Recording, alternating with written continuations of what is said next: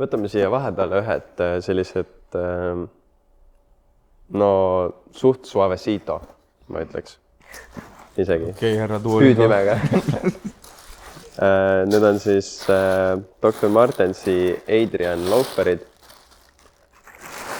Neid on meestele ja naistele unisex mudel. No klassik selles suhtes, ma ütleks.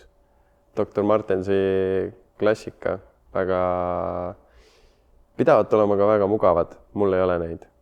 Ma ei ole siuke tüüpist, kes suudaks ära kanda. Kusjuures ma just kujutaks ette sind nendega. Väike tassel.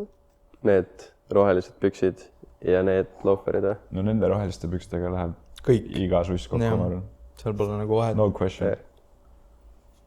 See on nagu pealt klassikaline loafer, aga siis see Martensi tald on hele läbipaistev. Vahva. Mulle meeldivad. Kahjuks endal ei ole, aga see on täpselt siuke kingalaadne toode, mis võiks kapis olla, kui otsustad pruudi viia Controventosse sööma näiteks, siis paned mingi...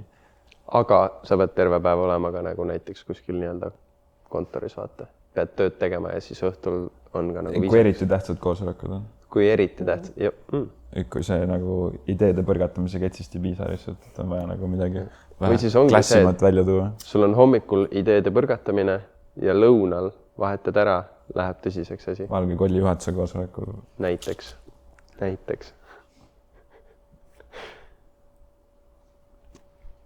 Jaa. Ei no need on laadnad, materjalid on normid ja niisugune... See on timm, noh. See on niisugune loafer, noh. Aegumatu klassik. Jah.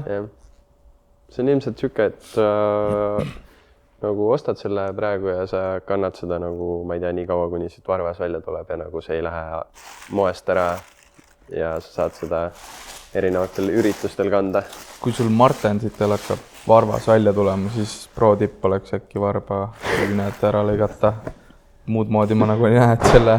Nii, et ma seadsin ise ennast sinna lõksu praegu.